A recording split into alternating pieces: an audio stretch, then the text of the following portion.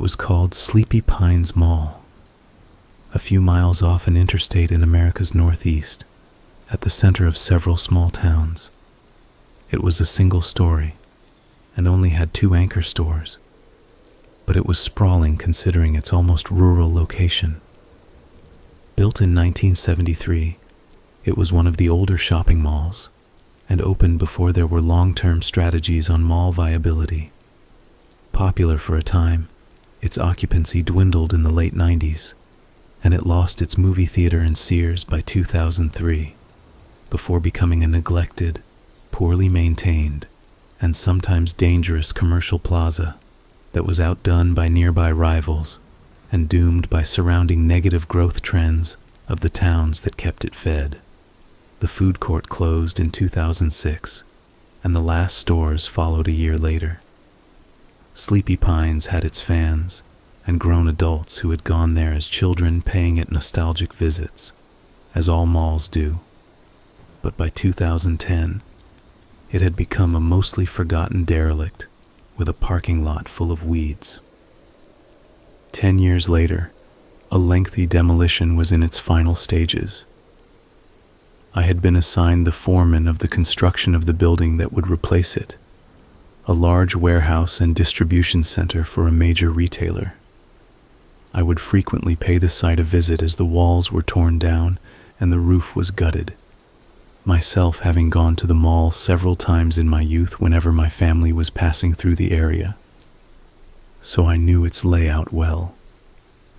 By the winter of 2020, all that really remained of the structure was the back wall of its atrium, which once overlooked the fountain.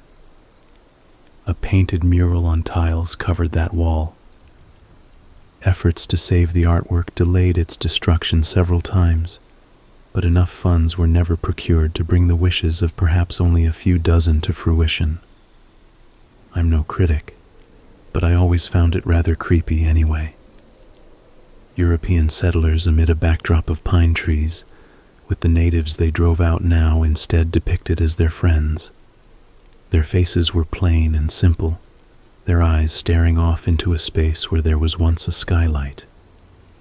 On the other hand, the trees looked like they were made by a different painter, and one more talented.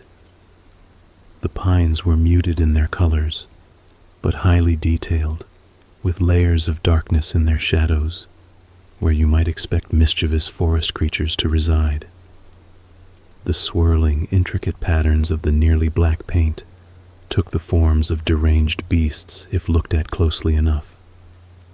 But I think it was just the artist having fun and not acting out with ill intent. It wasn't like the vast majority of the shoppers would stand around and study the mural closely, not when there were sales to be found and warm pretzels to be had. Now the mural itself would be coming down soon, and ground on the next building would be broken after the spring thaw. What little demolition remained was also put on hold while the earth was still frozen. I went to the site a few days after New Year's to get my last look at the public painting, exposed to the elements and surrounded by a landscape of snow. I checked in on the operations trailer while there, just to give my best wishes for 2021 to the guy in charge, who I had gotten to know over the years from various other projects. "Hey, you still like strange shit, right?" he asked me after a few minutes of us chatting about our holiday get-togethers. "Got something you'll love? My guys found it just before they left for the winter. I'm no good with electronics, you know, so you might as well see what you can do with it." He handed me a GoPro camera, an earlier model that I would later learn was from 2013. The little box was in bad condition, but I didn't take into consideration how bad at first. And it was true. I did collect oddities and yard sale objects with inexplicable backstories in my spare time. It wasn't the camera itself that might rival some of my greatest finds. It was the potential of the footage on board it, if it survived. If it could explain how the poor thing had been beaten into such bad shape, then the story of the object would be made all the better. I had a long winter ahead of me with little else to do, so I figured I could spend a few nights cracking it open and seeing what was on its memory card. Jesus, I replied as I studied it in my hand. It's like it melted. Yeah. We dug it up and couldn't tell what it was at first. I have no idea if there was some kind of fire here, but it doesn't even look like burn damage. He made a good point. There was no sign of smoke, no bubbles in the material, no metal fatigue. It was like something had turned it into clay and had its way with misshaping it into a twisted piece of art. The glass of its LCD screen and lens was intact, but the body was warped, stretched, and compressed as if by tiny fingers. If the memory card was still in one piece, I would never be able to pry it out. I'd have to carefully crack open the camera around it.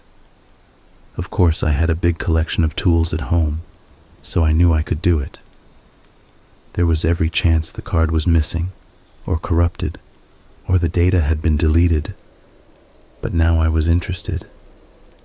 I wanted to find out for certain. I told my friend that we should have lunch sometime and headed home. I was making good money, but I got to keep the house after the divorce and had yet to get around to moving out and finding a better place. It was a small place, and half of it was spread across cardboard boxes or otherwise just a neglected mess. My home office was the only decent room remaining, and it also featured my tool bench and the arsenal I would use to disassemble the scarred and malformed lump that used to be a high-tech recording device. I managed to break it open and separate several of its pieces, and eventually the micro SD card fell out from its slot. It was perfectly readable and full of video files, which I transferred to my computer and organized by date. There were 23 in all, most recorded over the course of 2 days in December 2013. With a cold, quiet winter outside my window, I turned up the heat, brewed some coffee, and went through the files, knowing nothing about the camera's owner or what they experienced when I began. I will summarize the portions that are more mundane or uneventful, and fully transcribe the rest.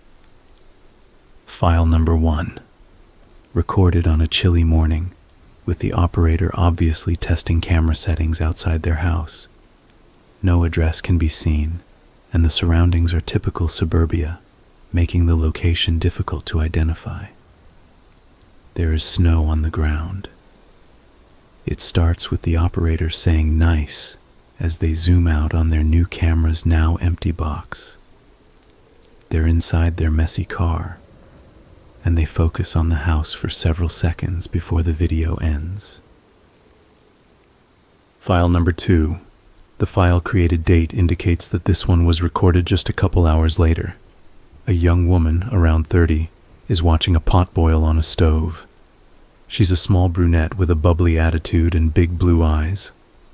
I quickly discern that this is the operator's girlfriend. They're both happy and energetic, like they have their whole lives ahead of them. Definitely not married, and they've probably only been together a few months. I learn both of their names as the young man teases her a bit with the camera, and she remarks that she hopes he didn't spend too much on the new toy. I'm not going to share their real names, so let's just call them Mike and Jenna. They clearly really like each other, and the clip ends after he tells her, "This is a lot better than the old one. The mall videos are going to look great." Jenna stirs some stovetop sauce and smiles. File number 3. Mike records some football in the yard at another house. Even though the clip was made only a week after the previous, there's no snow present. In fact, everyone is running around in t-shirts, making it obvious that this was filmed much further south, away from cold weather. It's a Thanksgiving gathering, and Mike is filming his 3 younger cousins toss around the old pigskin outside, trying his hand at some sporty action shots. It keeps going for about 10 minutes, and friendly banter is shared among the family members. The cousins seem to like Mike, even as he keeps denying their requests to join in. At the end, Jenna walks out of the front door and tells everyone that the meal is ready. File number 4. Mike and Jenna visit a local mall in the area on Black Friday. It's large, with 2 floors, and doing well. The place is packed, and Mike gets a few minutes of the mall Santa and the line of kids waiting to see them. Jenna looks at the camera and smiles again. Mike comments that he hasn't been to a mall this busy in years. It definitely makes me nostalgic for the pre-pandemic days. File number 5. Mike is seen on video for the first time at the mall, 10 minutes later. Jenna gets in some framing practice. Mike tries to humor her with grandiose gestures, like he's introducing the place to an adoring large audience. He says some things about the mall, but the crowds drown him out. The camera isn't really known for its audio recording quality. This lasts several minutes as Jenna gets used to the device and how to hold it steady. Towards the end, she recommends getting some sort of mount for it, which it was designed to be used with. Mike agrees. File number 6. Things begin to get interesting. It's now December 15th, and Jenna is doing another camera test around sunset. Mike is seen crossing the frame several times as he moves about, and she pans the camera. They're getting footage of the front of Sleepy Pines Mall, which has just recently closed. Snow covers the neglected parking lot. Mike tries the door and looks frustrated that it's locked. I hear the agitated version of his voice as he remarks that they should have come yesterday. Now it's too late. Jenna assures him that there must still be some way in, that someone had forgotten to lock one of the many doors. I understand now that they're urban explorers of some kind, though they likely just kept things easy and focus on malls. Judging by Mike's response about that not being a good idea, I figured that they hadn't broken into a place before. I recheck the closure date of Sleepy Pines, which was December 14th. They had just missed their chance to legally or easily get inside and film a dead mall. Mike sounds ready to give up, mentioning how well their previous trip went to another mall in the region, and that they are never going to get their subscriber count up at this rate. Jenna isn't so despondent. She wants to make her guy happy, and she mentions that since it took an hour to get out here, they should at least try to get in. Mike sighs, nods, and smiles. File number 7. Shot a half hour later, and it's now dark. Jenna is holding the camera, getting a selfie of both of them. They're under a buzzing wall light somewhere on the side of the mall, near a cracked open service door. They both look pleased, but it's clear that they're still amateurs at the newest hobby they want to do together. "Hey guys, it's Mike and Jenna," she says with awkward grin. So, we're here at Sleepy Pines Mall, and we're going to explore it together. If you've watched our first 5 videos, you know that we're both interested in this sort of thing. We're just going to go in for a quick look tonight, and then come back tomorrow during the day. I bet it's really creepy in there right now. "All right, let's do it," Mike adds and sidesteps inside. He opens the door and beckons in the viewer, while Jenna snaps the camera into a shoulder mount. The service corridor is poorly lit, and the 2013 hardware doesn't have the sensor chip to shoot in darkness very well. Digital noise fills the frame as they navigate their way into the mall proper, stumbling over some equipment, boxes, and cleaning materials that had yet to be removed from the area. Commentary is nearly non-existent until they find another door and emerge into a side hallway that brings them to the atrium. Most of the mall's lights are still going, although the mural is bathed in shadow. giving its already creepy staring faces an ominous presence in the nearly empty building. For several minutes, the couple of explorers walk around, getting footage of the vacated stores. They reach the other end of the mall and head back to where they began, saying very little as they collect footage. The clip ends with a 10-second hold on the mural, during which Mike can be heard laughing after Jenna remarks, "Yeah, that's a little scary." File number 8. The two definitely don't have a script. As they perform a longer second walkthrough, they chat idly about how they feel about the place and experiences from past visits to other malls, just to fill dead air. Jenna is at least a competent cinematographer, even if her boyfriend leaves much to be desired in the information and anecdote side of things. If they weren't planning to add some interesting voiceover narration in post, they would have 2 very dull videos on their hands. It's around the 5-minute mark in this clip, while Jenna shows off the closed dollar theater, that Mike finally mentions some personal history. I learned that he used to live in the area as a kid and has fond memories of visiting Sleepy Pines, back when it had busy weekends and few closed stores. "Some of my earliest memories were of coming here with my dad when I was 5, he tells Jenna. "So it must have been around 1991. I met Santa right over there." He points to wide open liminal space under a skylight in the center of the mall. It's sad what happens to these places. How the memories fade over time, you know? "Is that why you were so mad when you found out you missed its last day?" Jenna asks, now keeping him in frame like they're having an interview. He shrugs. "I paid a visit a year ago when it was already deep into the shitter. It would have just been symbolic or something. We're both here now, right?"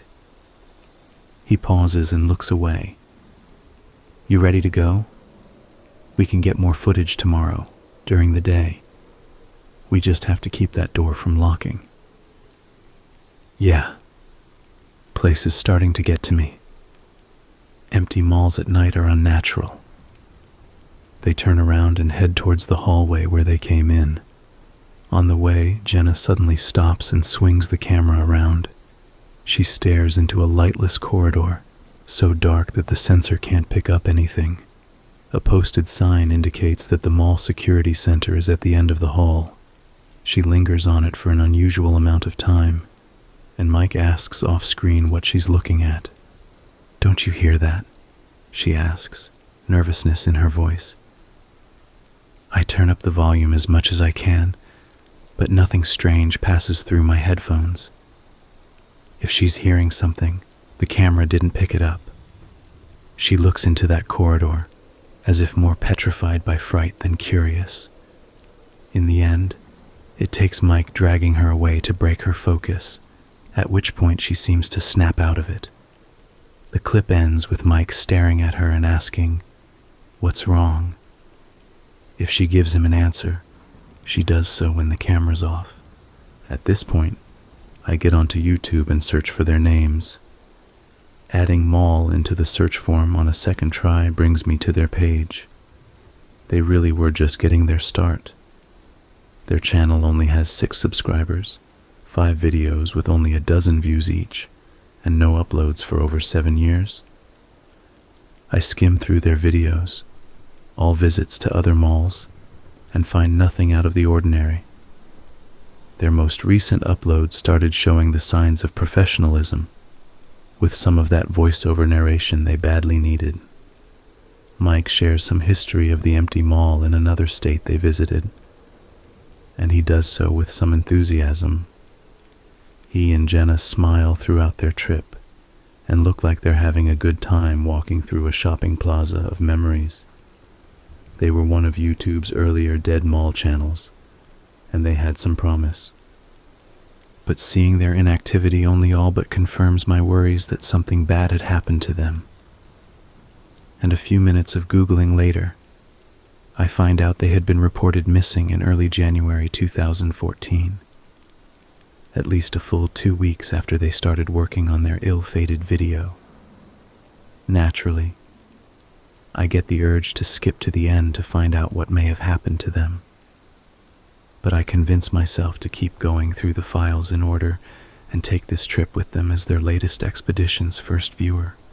On a second look at the last few minutes of this file, I notice 2 pink pixels in random spots of the video.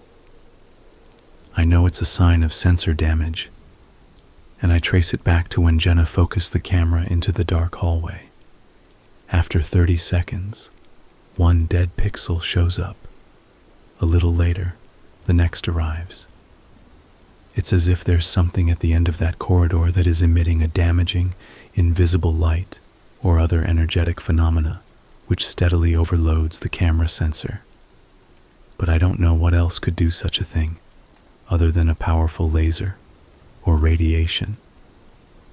Eagerly, I move on to the next clip. File number 9. The dead pixels are here to stay. They're present throughout the video. I see Sleepy Pine's exterior again, this time early in the morning. Mike stands at the side entrance, his breath filling the cold air. He gives Jenna a thumbs up, and she comes over and points the camera at the both of them. I'm Mike. And I'm Jenna. They then add in unison. And today, we're exploring Sleepy Pine's mall. Cute. They proceed inside and arrive at the atrium without cutting the shot, even when there's no reason to keep things all in one take. But Mike must have done some research while at whatever hotel the two stayed at the night prior, as he starts going over the basic details of the mall. Its opening date and designer, a brief history of the area, a few controversies about its construction and maintenance record, and the stores that have come and gone. All get a mention, though not in a scripted way. Mike has all this stuff memorized and jumps from one bullet point to the next. Still, I'll give some props to the guy for remembering so much and getting it all out on the first try. Did we get it that time? He asks when they return to the atrium, where the fountain still hosts some coins and is half full of stagnant water. He smiles after Gianna quietly responds and adds, "Okay, keep that one." So, not actually their first try. I don't know how many attempts it took, since they must have kept deleting prior takes to keep memory space free. Before Jenna stops recording, Mike wanders around a little, looking into empty stores. Eventually, he suddenly notices that the red light remains on. "You still rolling?" "Mike, I think we should check out the security area." He sighs and looks a little annoyed. "You still care about that?" "Come on, we've seen just about everything else. We should get everything on film before they tear this place down, or there will be rooms that are, forgotten forever, never archived. We don't need to be perfectionists." "But you went on and on last night about visits here with your family and friends, your memories of the holiday decorations and seeing dollar movies." "Really, Jenna? You're saying all this on camera? At least shut it off." The shot lingers a few moments longer before Mike looks fed up and starts approaching the camera. He's about to grab it when the clip ends. I guess every relationship has arguments, but it's a strange thing to have a fight about. It almost sounds like Jenna felt something was calling to her. File number 10. Mike now stands in front of the dark hallway, although now with the sunlight coming in through the nearby skylight, it's no longer pitch black. Mike looks like he's under just a little bit of duress, but I understand, knowing myself that sometimes you just have to do what your significant other wants. "All right, so let's take a quick look down this hallway," he says, lacking his typical enthusiasm. "It'll be a place you probably only saw if you tried to shoplift something or, filmed without permission like only criminal scum would do." "Mike?" Jenna exclaims. He fakes a smile and says, "Let's check it out." The camera has already acquired a third dead pixel before they even start moving into the hallway. More pop up as they get closer as the sensor becomes more and more permanently damaged. But with the camera on her shoulder and Mike leading the way, Jenna doesn't notice. It quickly becomes too dark for it to pick anything up again, but Mike turns on his phone's flashlight, which at least helps it show anything that within its cone of light. They enter the security office and freeze for several seconds, an old desk and monitoring station in frame. "What is that?" Mike asks. "Do you hear that?" "Yeah, some sort of electrical buzzing," Jenna answers. "Weird, right?" "What the hell, Jenna? Why are even checking this place out? One of us is going to get electrocuted. Can we please get out of..." Okay. I thought there would be more to see." She turns around to leave, but then looks back at Mike again after realizing he isn't moving. He's staring into a small room to the side. His light is on a sign that reads, "Lost and Found." Now he's the one that seems to be under a spell and just has to know what's beyond the next door. Without saying anything, he opens it and goes inside, and Jenna silently follows. What follows is difficult to describe. The video goes almost completely dark. For some reason, Jenna doesn't point the camera to whatever Mike is looking at until the end of this clip. His phone light is only seen at the very edge of the frame. They both examine what is evidently a strange object. "What is that thing?" Jenna asks. "No idea. Never seen anything like it. Oh God, it's almost like it's moving. Mike, don't. It's warm. How'd this get here? Stop touching that thing, it's dangerous." "There's no such thing as a cursed object, Jen. I think we should get this thing out into the light and get a better look at..." "Oh shit. What did you do?" "Mike, what's it doing?" "I don't know, I didn't..." They turn and run out of the room, but the camera still can't pick up anything they might be hearing. The two are frantic, and the video, what little there is to see, becomes a shaky mess. By now, scattered pink pixels partially cover the video, completely obscuring entire small segments of the frame. The two can be heard screaming in the last few seconds of the clip, which ends abruptly. With the darkness, I have no idea what kind of terror the two might have experienced. I would have thought they were already dead if this had been the last file on the card. Or at best, someone else found the camera and recorded more video before they also mysteriously disappeared. Analyzing the clip frame by frame reveals two elements that just barely got burned into the digital film. As they turn to run, Mike's light sweeps over the strange object they came upon. It's some sort of totem, made out of unknown dark material, and maybe about 3 feet high. It sits in the middle of the lost and found room, on the floor, and is the only thing in the place at all. It's covered in carvings that form angular patterns, though I use the term loosely, because there is no real pattern to the lines at all. They swirl and break off from one another in random, unappealing ways. It's like one of those AI-generated images that almost looks like something familiar and identifiable, but is never quite anything that really exists. Even so, it didn't look entirely alien or forged by some forgotten tribe. It could have been someone's art piece, found at a garage sale many decades ago, its history and origins now long obscured. But the strange totem wasn't the sight I found really frightening.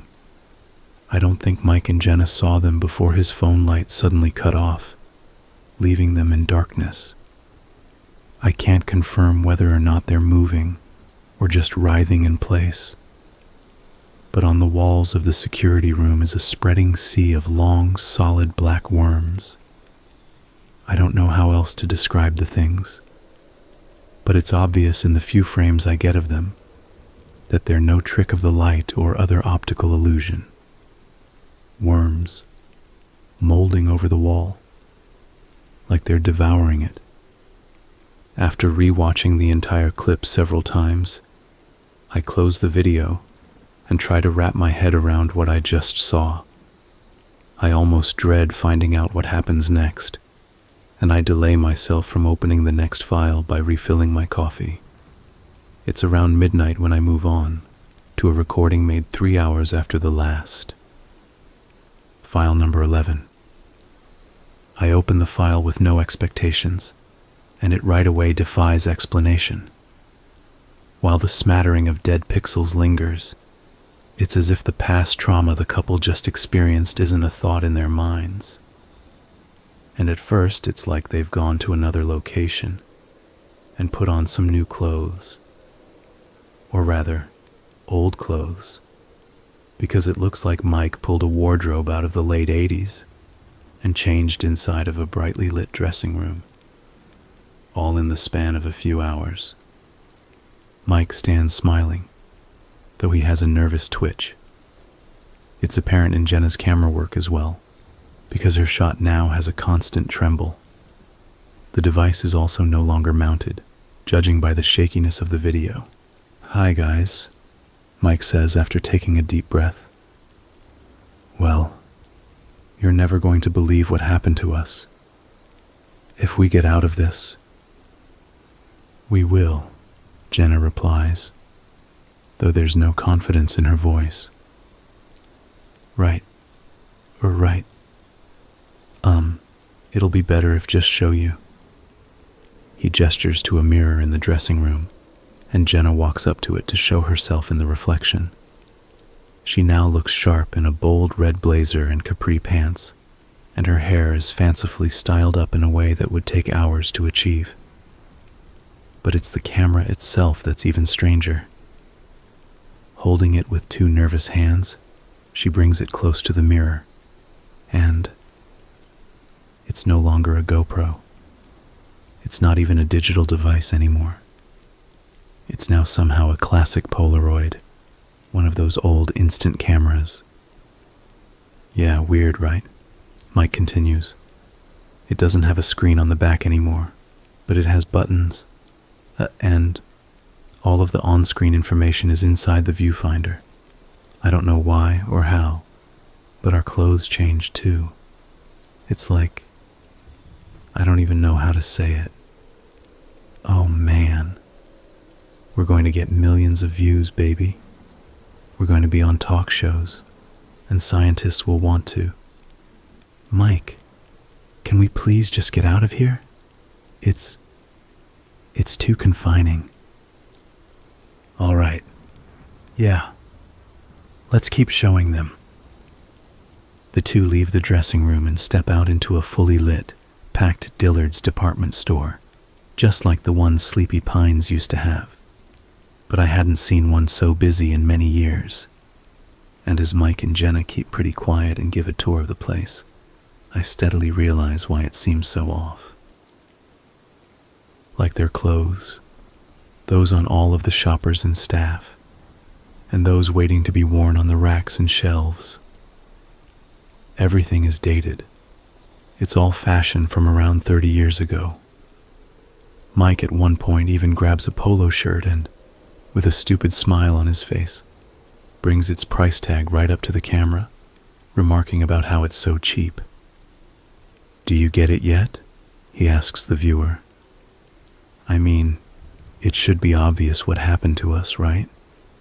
We didn't believe it ourselves at first, but, "Oh, sorry, man," he tells an older shopper he had bumped into, who only responds by turning around and giving Mike a curious look. "Come on, let's see the mall. We haven't left this store yet. Needed some time to get over the shock first. I wish we had gotten some of that recorded." Jenna was crying, all hysterical. "Mike," she replies disdainfully, "you're taking all this way too lightly. How can you not be terrified of what's happening to us?" He frowns and admits, "A part of me is, baby. But we can't explore this place while only being scared and worried. We can at least get it all on record, in case something happens to us and the camera is all that's found." "Don't say shit like that, Mike. None of this is normal." "Hey, come on. I'm right here, I'm with you. We'll get out of this." Jenna begins to cry, and the camera points down at the floor. Mike can be heard saying, "Let's talk." Just before the clip ends, I go directly to the next one. File number 12. It's a few minutes later. The camera is now pointed toward the main thoroughfare of Sleepy Pines, past the Dillard's entrance. The shot lasts for about 30 seconds, during which dozens of shoppers walk by, many of them wordlessly glancing at the camera for a moment. Mike then walks into frame and guides Jenna out into the mall, though her movements show she's still reluctant. I pull myself in my chair closer to my monitor and watch intently. I hear something familiar and nostalgic come through on my headphones. I turn on the noise canceling so that I feel even more engrossed by what I'm experiencing. Mike doesn't even know what to say about the enormity of the situation as they approach their exit. I hadn't given myself time to process the previous clip, or how the look of the store could have been pulled off through some elaborate set dressing. The obvious but incredible answer to all of this still had yet to feel like a valid thought in my head. Mike isn't the only one startled when a large woman suddenly enters the frame. 1 second, it felt like we had been exploring uncharted territory together, and the next, there's a big lady in a pantsuit threatening to spray him with a bottle of amber-colored perfume in a crystal bottle. "I told you. We don't need a sample, lady." Mike snaps at her. "Jesus." "Oh, but this is our new fall scent. There's nothing else like it on the market. Just one whiff, and you two will fall in love all over again." She seems aggressive, and she keeps trying to spray Jenna and Mike as they shove their way past her. For about a second, her unsettling toothy smile fills up the frame as the camera itself nearly smacks into her. "What the hell's her problem?" Jenna asks once they're in the safety of the mall. "They could be like that." Mike sighs and looks up at the skylights.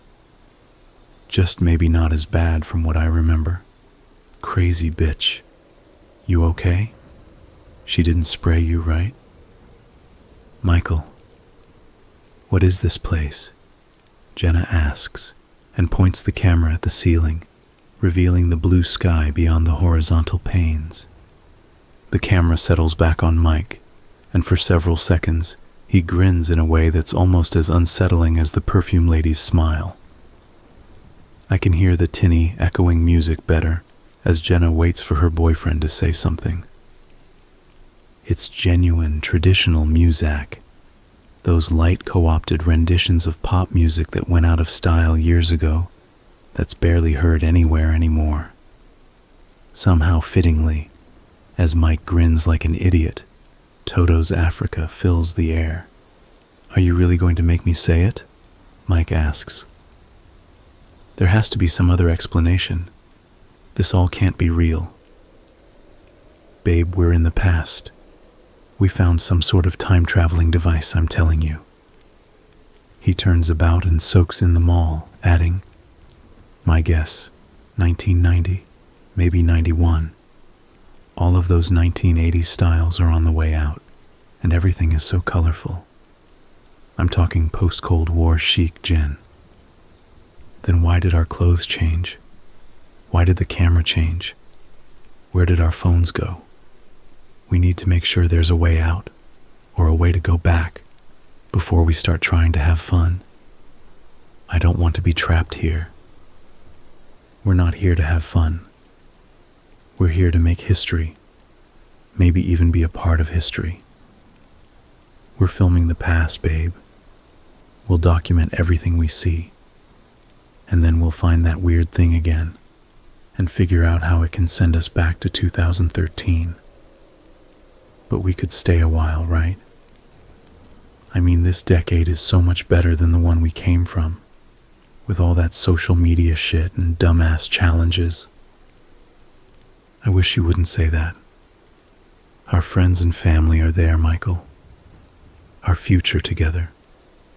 We can't stay. Mike sighs. He doesn't want another argument. He wants to explore what he thinks is the past, some small piece of his own childhood. The shot lasts another few seconds on his impatient face before the camera pans down. I get a look at Jenna's shoes to see that they've turned into a pair of red high tops. File number 13. This clip goes on for over 10 minutes, and it's a proper mall tour. Jenna quietly films every store they pass without argument, while Mike tries to provide some commentary. But he's often distracted, overwhelmed by amazement every time he looks into a shop, or sees a person walk by in nostalgic clothing, or finds a treasured piece of media from the era. He forces Jenna to spend several minutes just in Sam Goody, so she can get every audio cassette, early CD, or videotape in at least a few frames of video. All the while, Mike is overly excited, and Jenna seems wary of the crowds. The shoppers almost approach an uncanny valley. They look like regular people, but they act like emotional automatons, staring vapidly at the two like they are intruders in their home. She notices them, as do I, but Mike hardly seems to consider whether or not something is off with everyone other than himself and his girlfriend. He's under the effects of a siren call, brought about by his love for a romanticized past. They pass by a brightly lit hair salon with colorful geometric shapes on the walls and a checkerboard floor. The three women seated inside are all getting the exact same hairstyle. The small movie theater's marquee lists as now playing Total Recall, Gremlins 2, Terminator 2, City Slickers, The Rocketeer, and ironically, Back to the Future Part 3. We see more mall store staples, many of which no longer exist anywhere. A KB Toys, a Walden Books, a merry-go-round filled with clothes for teenagers. I recognize most of the places, and sure, I miss seeing them if I think about it, but they all had their time, and I don't worship the past like Mike seems to. While it's certainly interesting to see all of these old stores in modern high definition, dead pixels aside, I find myself just hoping the two make it out. Sleepy Pines looks very different overall. It has big blue, red, and yellow painted lines running along its wall. Neon lights cast their glow on indoor trees and lounge areas full of boxy chairs and couches. Coin-operated rides sit out front of the arcade, for the kids too young to venture in and play the cabinets that bright and noisy pixelated games inhabit. I can empathize with Mike, being a kid during this snapshot in time, wanting to go back and feel something genuine again if he believes the present is shallow and hopeless. But that idealism isn't going to find either of these young adults a way out. All the while, the calm cheerfulness of the mall music undercuts the rising dread I begin to feel about a situation I'm helpless to change. Wow, Mike says wistfully as they reach the Sears at the other end of the mall. It's great, Jen. What an experience. You got all that, right? Yes. Now can we go back to the lost and found? We need to get that thing to send us back home. I wonder if the younger me will show up if we wait around. Baby, I don't think you appreciate all of this enough. How often do you get to take your girlfriend to the freaking past and show them someplace that meant so much to you? After waiting for a response from her that doesn't come, he sighs, nods, and says, "All right, fine. Let's get a good shot of the mural on the way back." They head to the mall atrium, where Jenna lets the mural fill the frame. It's incomplete, and even creepier for it. 2/3 of the forest segment is done, but the 5 figures standing in front of it have yet to be painted, and are just a solid ghostly white. I didn't know that the whole thing wasn't finished all at once. It suggests that there might be something to my idea that the poorly drawn pioneers and natives were added by a second artist. Maybe even just as an excuse to cover something up on the original background. "That's weird as hell," Mike says as he looks at the artwork. "We must have been brought back to one of the few days when the mural was still being made." Jenna grumbles and starts to pressure him to focus on getting themselves home, but is interrupted when mall security comes over and reminds the pair that they can't just shoot pictures in the mall without permission, unaware that their mutated camera is actually filming video. "Sure, no problem," Mike is heard saying after the camera goes to Jenna's side and is pointed at the floor. "Hey, can we check your lost and found? We think we, left something behind when we last." The clip ends, as abruptly as I've come to expect. File number 14. The next file was created 4 hours later. I'm seriously concerned about what might have happened in the time in between before I open it. Mike and Jenna are staring at the camera together. They're back in one of the Dillards' changing rooms, where they might feel safe. The light flickers above them, and now they both look noticeably stressed. "Hey guys." Mike tries to find the words and wraps an arm around Jenna's shoulder.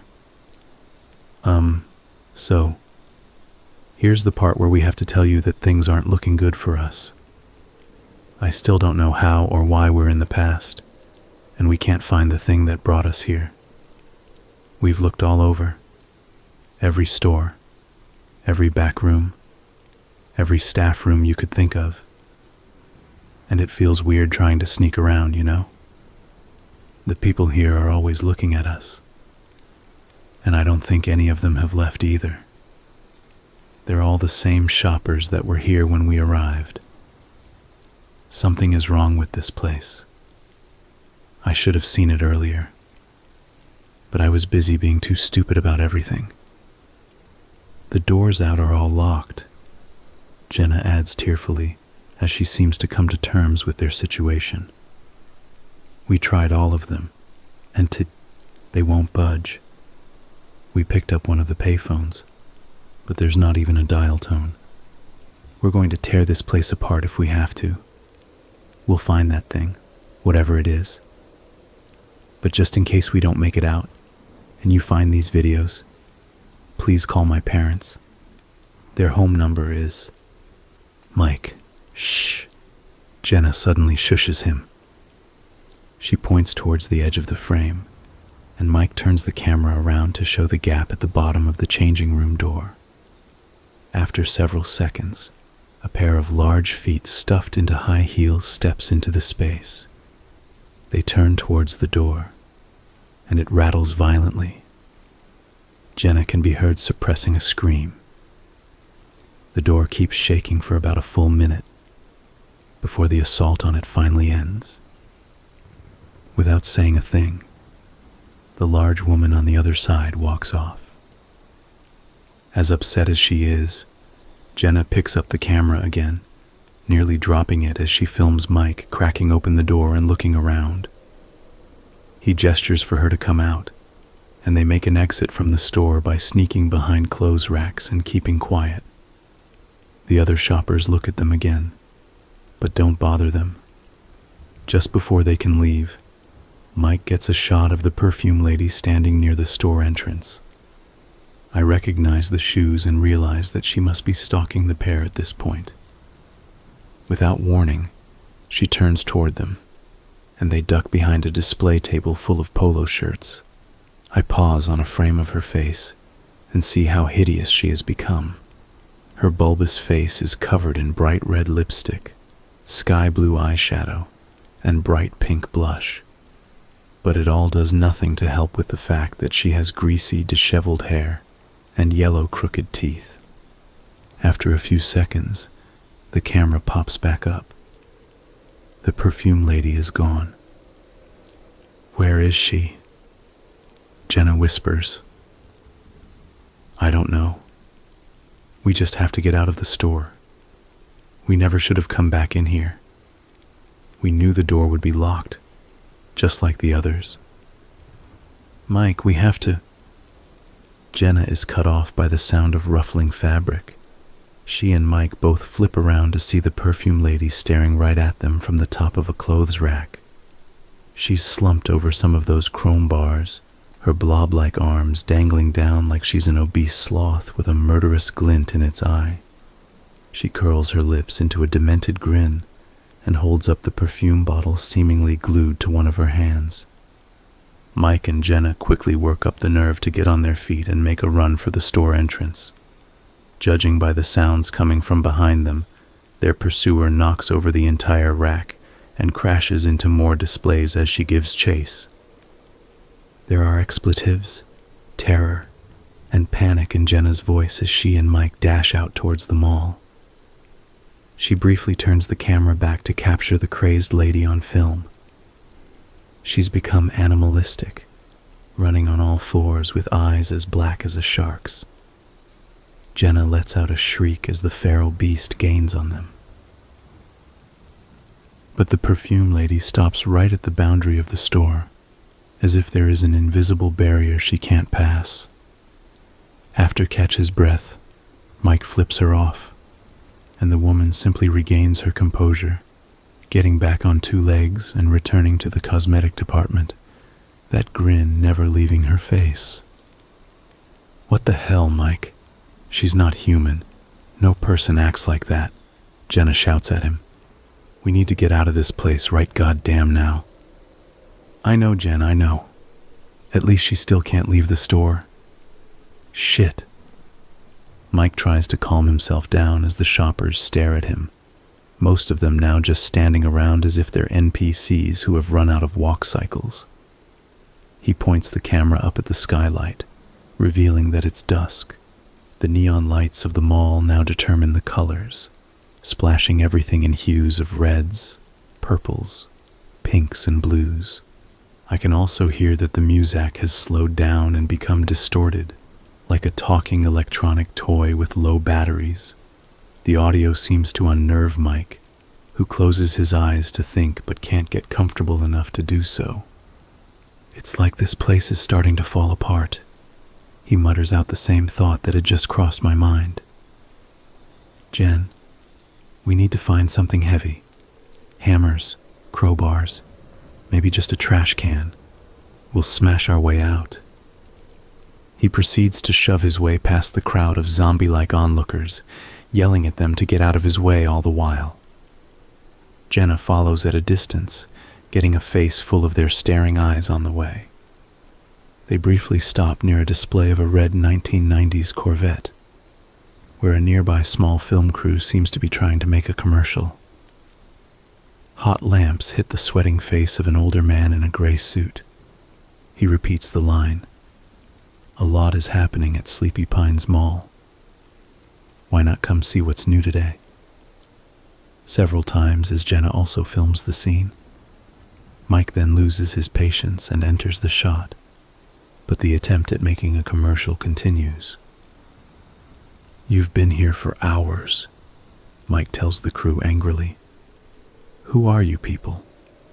How did you get in here? What ad agency do you work for?" "Michael, stop," Jenna quietly pleads. "Don't antagonize them. They're not even real. They're mindless, running on some kind of script."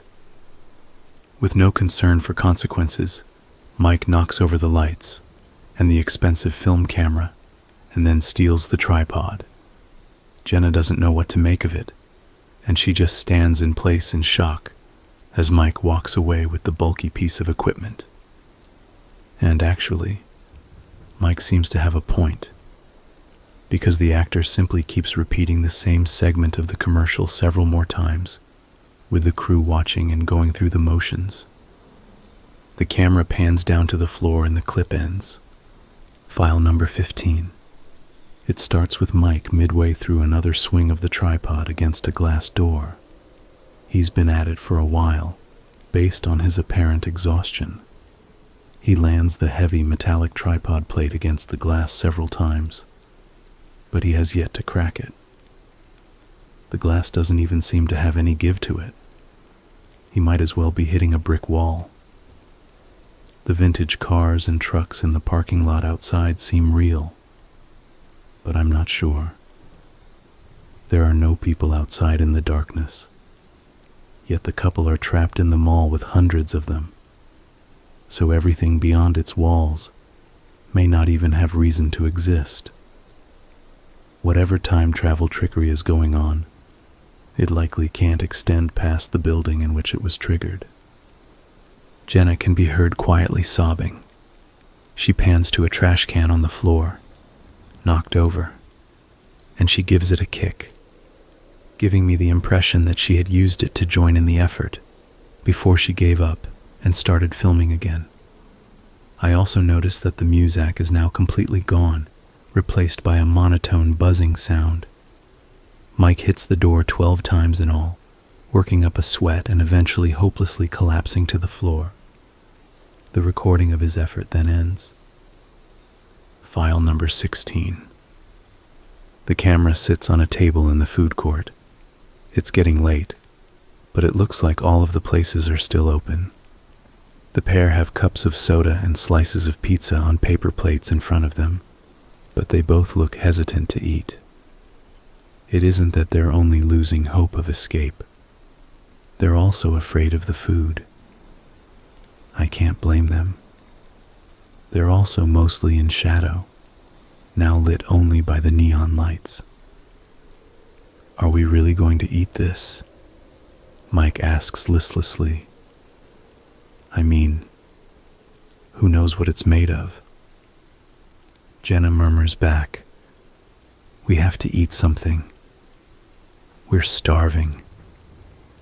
Mike looks into the camera and says tiredly, yeah, so. The clocks here say it's 2 a.m, and things just keep on going. It's a 24/7 mall now, I guess. We couldn't last much longer without eating or drinking something. If this is what ends us, at least you'll know it wasn't the perfume lady. In one of the few acts of bravery I've seen Mike exhibit across the videos, he takes a sip from the cup before Jenna, slowly at first, before gulping it down thirstily. She then does the same with her drink, and they soon look a little more confident about trying something solid next. Well, it tastes like Dr. Pepper, Mike says and examines his pizza, and it looks authentic enough, even though I don't think much of anything is real in this place. Okay, before it gets cold. He takes a bite, chews, and eventually swallows. Deciding it tastes edible enough and is worth the risk, he quickly gobbles up the rest, while Jenna remains more reluctant and takes her time with her food. It's too dark in here, she says, looking around. All of the ceiling lights shut off hours ago, but the people didn't even seem to notice. We'll try to get some sleep in the arcade, Mike tells her. All of the games are still running. I think that's the most light we'll get. What's going to happen to this place? Maybe. Eventually the dream ends and we wake up. Even the guy at the Sparrow didn't speak or ask us for any money. Yeah. Mike then deadpans a joke. No wonder the chain is dying off. They sit, drink, and eat quietly for another minute before the video ends. File number 17. This one takes place entirely inside the mall's old arcade, which closed in 1998. The only sources of light are the flickering cabinet screens of games on their demonstration modes. but there are so many that the place remains the brightest locale of them all at this point. Mike holds the camera this time, but I don't know what he's trying to archive, other than the miserable conditions the two have found themselves in. He makes a few rounds around the arcade cabinets, muttering incoherently to himself. Kids and teenagers fill the large room with a carpet featuring planets and stars, but none of them move. Some have their hands on joysticks or buttons. Others just stand and stare with arms at their sides. Mike tries to elicit a response from one of the kids, getting the lens right up into their face. Their eyes are glazed over, looking straight ahead as the light of a fighting game reflects off their large pupils. They're just as catatonic as everyone else. Mike throws a swear at him before going over to the prize counter and getting a shot of all the toys he'll never be able to claim. I went to a good university, he tells his audience of one, and turns the camera on himself so he can speak angrily directly into it. I had a good job lined up, and I liked the 1980s, the 90s. So what? Doesn't mean I want to be stuck in some shitty, bizarro version of nostalgia. I never want to visit a mall again. And the camera battery? It should have died a long time ago, but the icon says it's still full. Nothing is right. It's all wrong. We're never getting out of here. Still filming, he goes over to one of those large cabinets that you can sit down inside of for some privacy and immersion. It's an old racing game with a steering wheel, and Jenna is curled up on the seat, facing the wall, sleeping or trying to. As this file was created 5 hours after the previous, I get the feeling that Mike couldn't sleep or gave up trying. He decides to let Jenna be and slumps down onto the carpet. Several cabinet screens are in frame, the kids in front of them now lifeless silhouettes. Mike can be heard getting emotional for a few minutes over the noises of the games. Suddenly, he hears a loud metal clang outside, echoing down the mall's corridor. He jolts up and points the camera at the darkness outside that only the neon lights can penetrate. His breathing is shallow and rapid. Nothing shows up, at least that he can see, but he still ends up running into a small utility closet without alerting his girlfriend to a possible danger, and closes the door. Following another few seconds of a pure black image filled with digital noise and dead pixels, the video ends. I assume he eventually fell asleep in that cramped space, and that the experience was beginning to wear on his sanity by this point. File number 18. The camera is aimed up at one of the skylights, where early morning light is coming through. It's possibly about 8 a.m. or so, meaning Mike and Jenna are nearing 24 spent in the mall. Mike pans down to show the mural and the fountain in front of it, where Jenna scoops up a handful of water and washes her face. Around her are the mindless shoppers, all of them still idle despite the fact that the place seems to have never opened or closed. This version of Sleepy Pines, whether it really existed in the past or not, just is. I've come to realize that it represents the memory of a mall when people are there to remember it. Times where it is empty and dormant don't factor into this corrupt amalgam of its golden days of service. The speakers are still pushing out some sort of noise, but now all I can hear are atonal crackles. Mike approaches Jenna, leaning forward and staring at her reflection in the fountain. She looks at him as he draws near, now looking incapable of ever smiling again. I still worry about Mike's mental state, but she doesn't seem afraid of him. She's just tired, or starting to resign herself to their imprisonment. "Jen, are you hungry?" Mike asks flatly. The Cinnabon still seems to be running.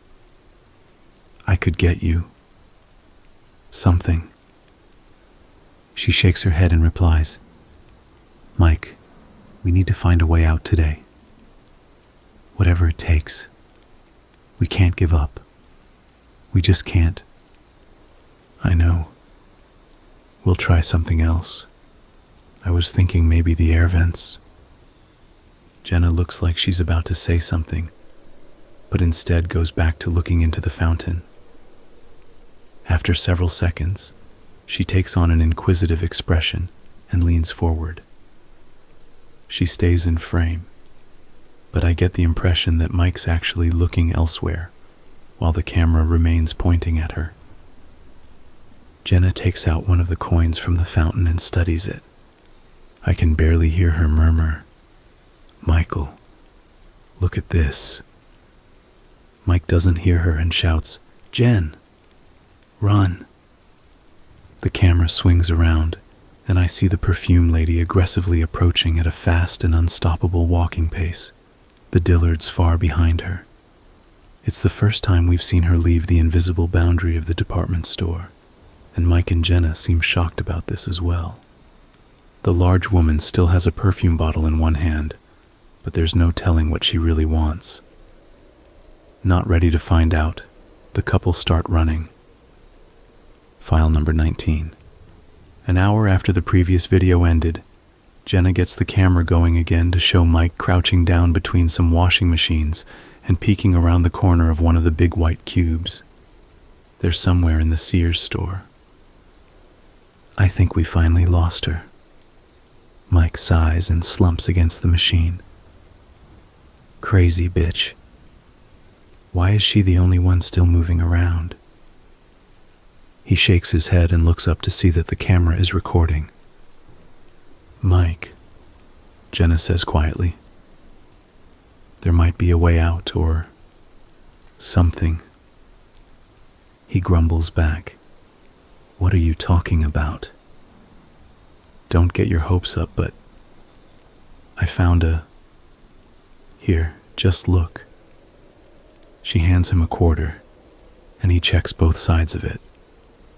He looks at Jenna like she's crazy at first, but then realizes why she sees it as important. It's got state art on the tail's side. That didn't start until around 2000. Yeah, it's from 2005. I don't think the coins in the fountain were affected by any of this. Something to do with the water, maybe? That doesn't make any sense. None of this does. But maybe there's something we can do with water.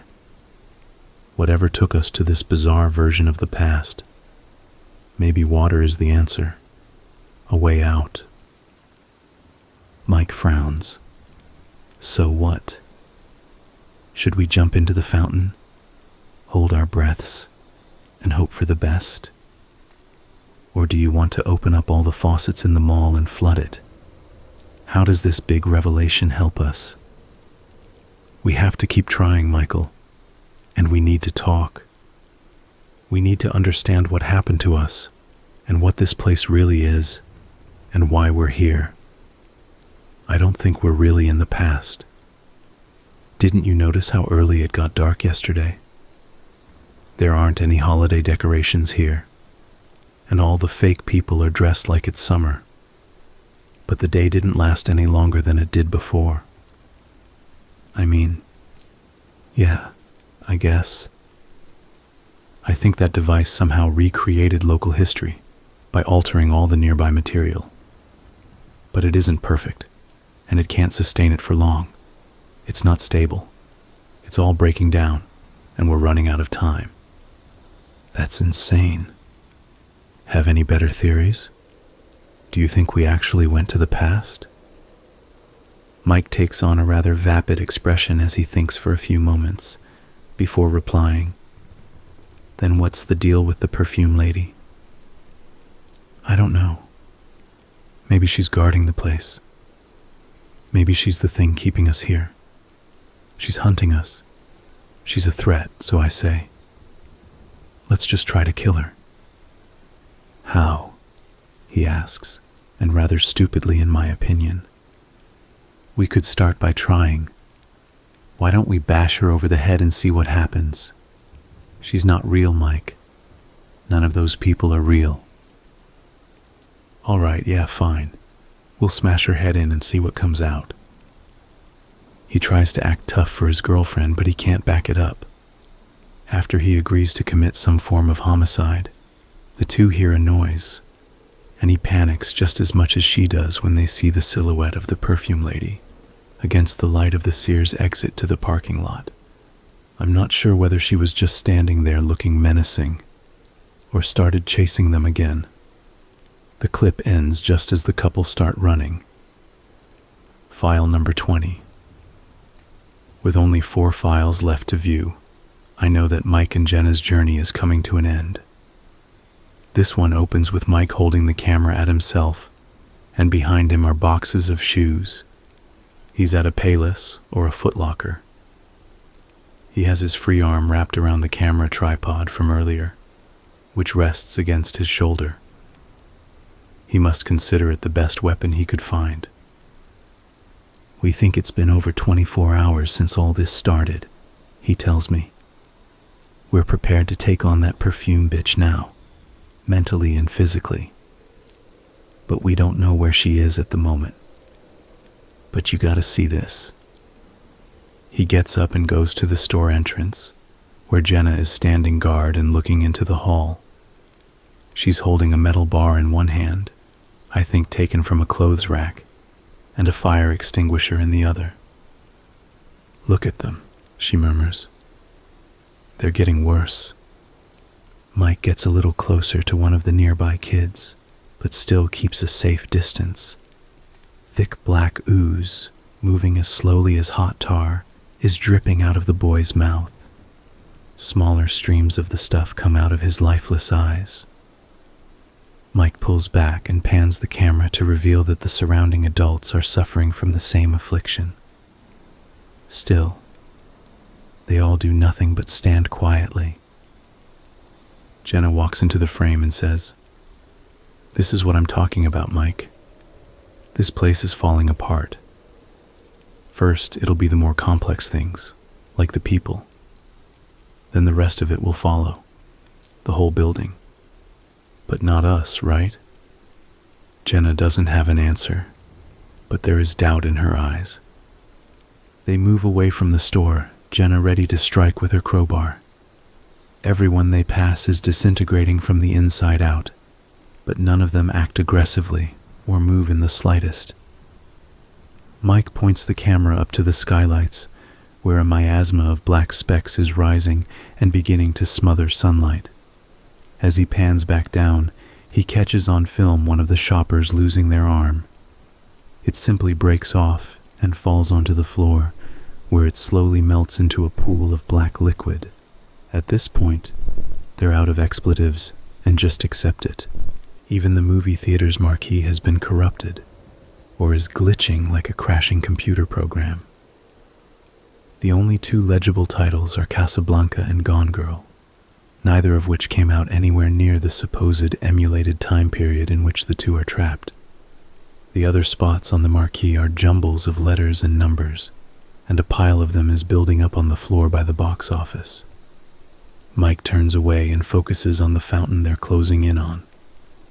The mural behind it has lost all its elements and is now a solid black. Jenna runs over to the water and looks down into it. She dips a hand in and then steps in fully, submerging herself to just below her knees. "You really expect something to happen?" Mike asks as he catches up. "You're just getting soaked. Might be hard running in wet, squishy shoes, Jen. Maybe we won't have to run anymore if this is our way out." She looks down at her feet and mutters, "Come on. Do something. What are you hoping will happen?" "I don't know. Maybe for my shoes to change back." Mike gazes into the fountain, bringing the camera close to its surface. He notices the coins and takes one out to look at the year it was minted. "You were right," he admits. "You've been putting more thought into all of this than I have." I guess anything's worth a shot at this point. He points the camera straight up for about a full minute, leaving a bit of his hair in the frame as the clouds of dark particles thickens above. After he has some time to think his deep thoughts, he swings it back down and gets a shot of Jenna's shoes again. They're still red high tops, and she expresses her disappointment with apparent anguish. I don't know how long she stayed in the fountain, since the video ends a moment later, with Mike trying to be considerate and offering assuring words. File number 21. Over 2 hours later, Mike gives me a shot of the skylight again, only now the dark particles are burning away into a thick mist that almost fully obscures the sunlight. It moves like boiling water, forming a wriggling cloud all across the top half of Sleepy Pines. The writhing mass reminds me of the worms crawling on the wall from earlier. But it gets worse. The camera sweeps down to the walls of the atrium, where large tiles are breaking loose as more black ooze pours out and spreads across the floor. Jenna walks toward the camera, trying hard not to step in the gunk. She stares at Mike for several seconds and then keeps walking past him. "Place has gone to hell," he mutters into the microphone. He then asks Jenna, "Are we doing another walk?" Nothing's changing with the doors. The people in the stores are almost gone, but the doors are still solid, Jen. If everything is burning off or melting, then a way out has to emerge. Yeah, maybe. But we've been going back and forth for a few hours. I'm going to the food court to see if there's anything left. Not sure that's a good idea. He follows her anyway, and they cross through a hallway that looks more like a moving, dripping cave system of black magma than anything human hands made. I think it's all being reclaimed by the device that projected a version of the mall that emulates its past, but one that never really existed. They make it to the food court, now nearly pitch black as its primary light source, sunlight, has been all but completely blotted out. The food is darker still. The sub-sandwiches, Chinese noodles and rice, and Sparrow's pastas and pizzas have lost their color and form as they also turn into slag. There's nothing left, Jenna sighs. God damn it, I'm so hungry. I just hope that, what we ate before passed through us enough, and we don't have any of this nasty stuff inside us. The two look down at the one of the shopper's heads on the floor, separated from its body and still staring ahead mindlessly in a pool of its own gunk. They don't remark on it. It really must be a common sight by now. "Mike?" Jenna says, while the camera is still pointed at the floor. "What is it?" "That kid. You've got to be shitting me." "What about him?" Mike walks off, only bringing the camera back up when he's a few feet away from a young boy, 5 or 6 years old. His gooey insides are still intact for now, and he looks blankly into space like all the others. I put the pieces together on why Mike suddenly sounds so upset just before he confirms it. "Jen, that's me. Why am I here? Why?" She comes over to get a look at young Michael, and then tries to comfort the adult one as he keeps the camera on the kid's eyes. "It doesn't mean anything," she tells him.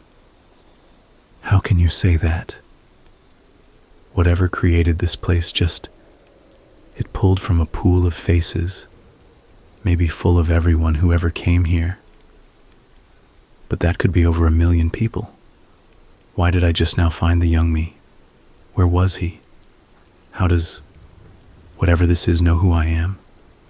This is all so screwed up. It's messing with us. We're never going to get an answer.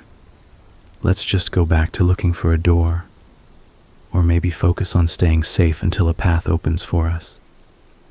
Mike takes a deep breath and turns the camera back around to show the two of them again, both clearly exhausted.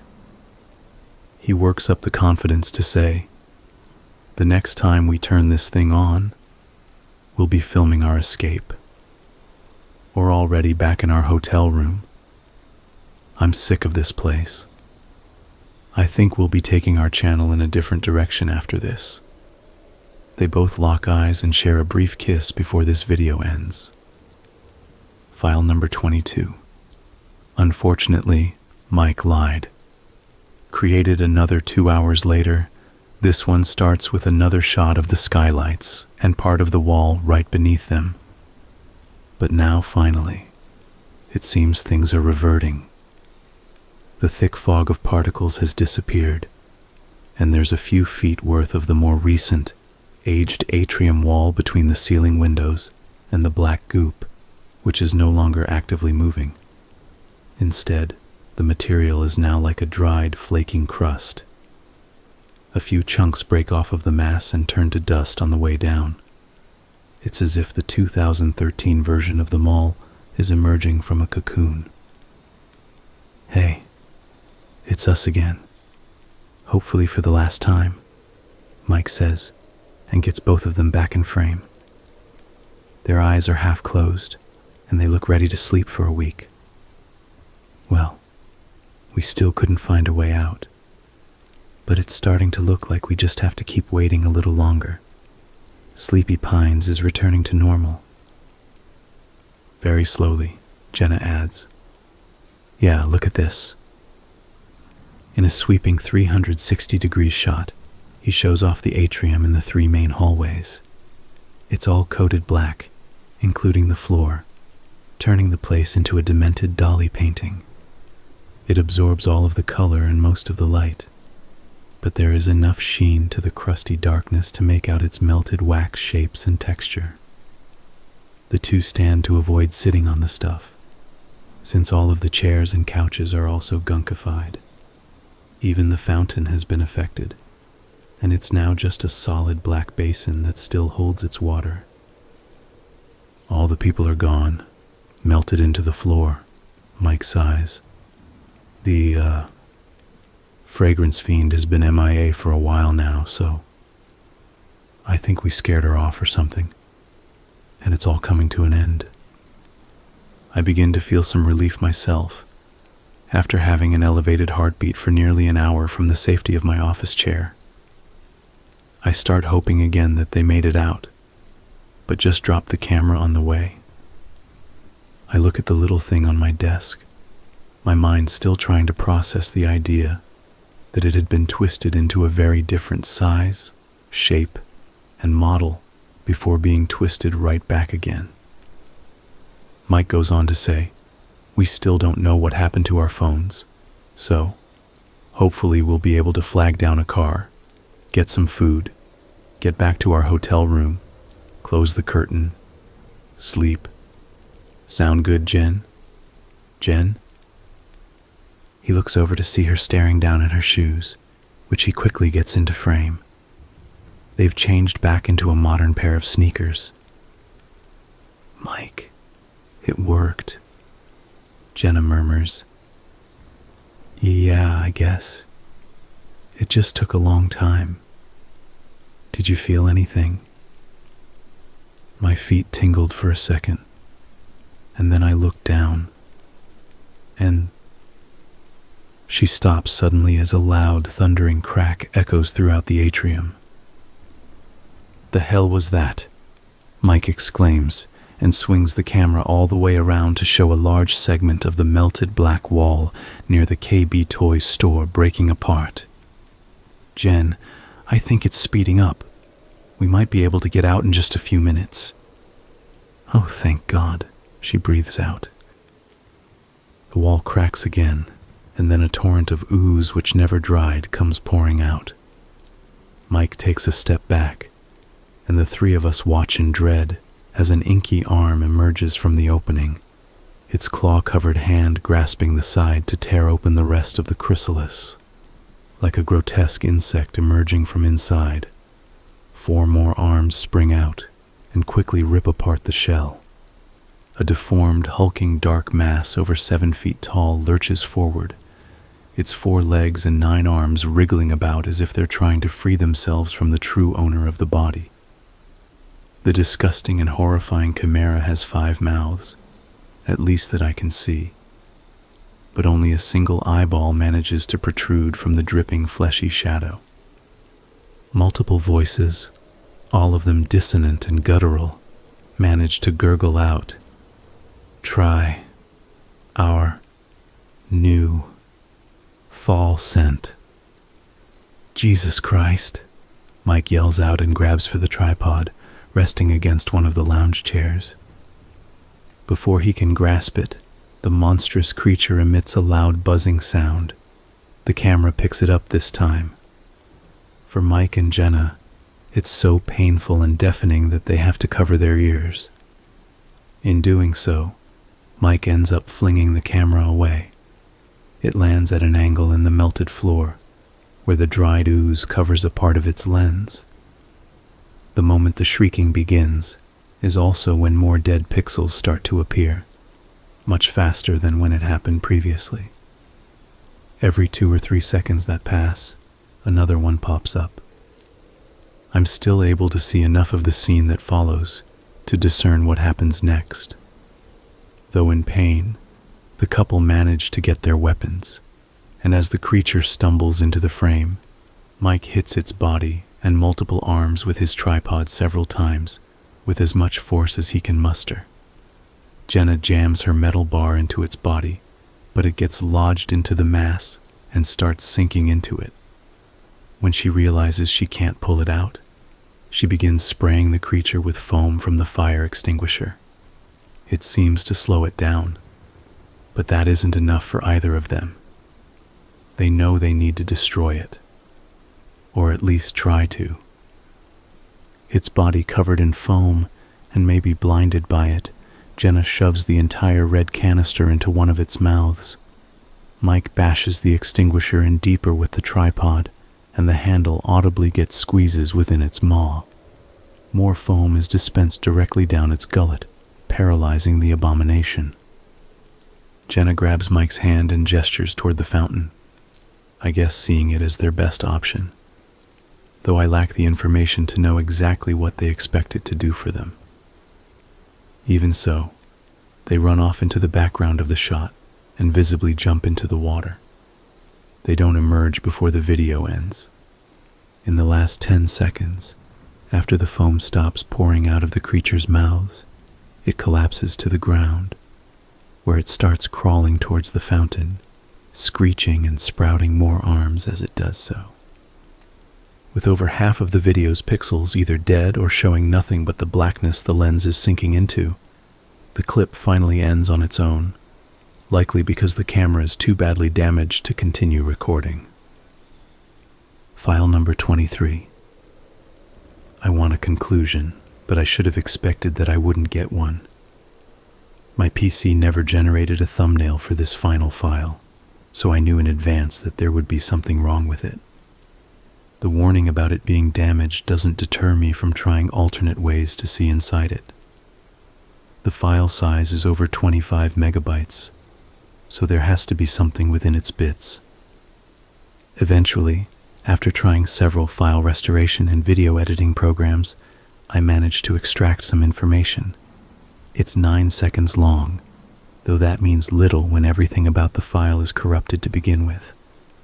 The audio is nothing but a loud buzz, similar to what the creature let out, and nearly every frame of video is just a mess of the jumbled greens and blacks of more unreadable data. Even so, I want to say I did everything possible. So I go through the video frame by frame, all 60 of them for each second.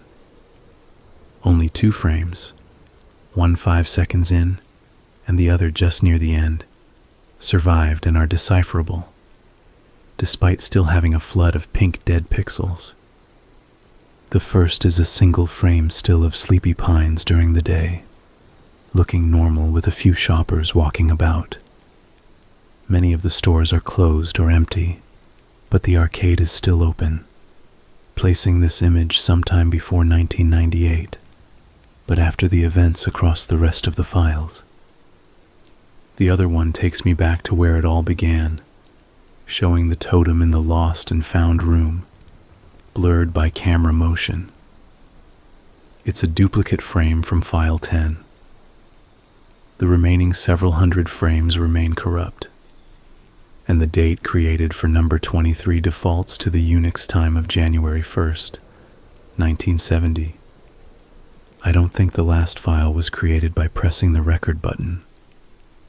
My guess is that it was generated via hardware error, possibly while the camera was reverting back to its natural form. But that doesn't explain where it could have pulled that picture of the mall in decline, taken years later. I stay up another hour into the night, researching anything I can think of about the mall or Mike and Jenna. I find the commercial we saw being shot by the Corvette on YouTube. I almost believe I might see the couple walking about in the background. But I go through the retro 30-second spot for the mall several times, and none of the featured smiling shoppers look anything like them. Even so, seeing all the era-appropriate clothes and the appearance of the mall make me appreciate just how accurately the strange, unknown, and missing device managed to recreate the place from the past. And then, at 4 a.m. as I'm starting to crash, something casts doubt on the genuineness of everything I just saw. Although Mike never posted about it on what little social media presence he had, I find out through another student's Facebook posts from Mike's university days that he attended several special effects classes in his junior and senior years. I go to bed thinking about what this might mean, and how it really could have all just been an elaborate underground art project. Maybe Mike had melted several cameras and placed them about in abandoned malls to attract attention to himself, or become the star of some new urban legend. He and Jenna could very well be missing on their own accord, just to make it all appear authentic. Even with those doubts, I go through the files several more times across the following days, looking for any giveaways that everything was faked, albeit very well. But I'm not very good at spotting the tricks he could have used, or seeing the imperfections in any elements you'd need a computer to render. I have lunch with the buddy who gave me the camera a week later and tell him all about it. We end up having a laugh, and he gets me out of a rut that resulted from my viewing experience by telling me that he was almost certain it was all faked, because it just sounds too Hollywood horror to be true. In a few years, Mike, and maybe Jenna as well, would surely emerge as modern artistic visionaries, and everyone that had found a copy of their videos would have something worth a small fortune on their hands. But despite saying all of that, as we head out of the restaurant, he does mention two final little details. The camera, it turns out, was found somehow embedded inside one of the mall floor tiles. Oh, and one more thing. Early in the demolition, his crew found a metal bucket in one of the food court kitchens with several unexplainable bite marks around its edges, like someone with a strong pair of chompers snacked on it. He gets quiet for a moment after revealing these findings, but then grins and adds, "Maybe those two kids were just that good." Maybe.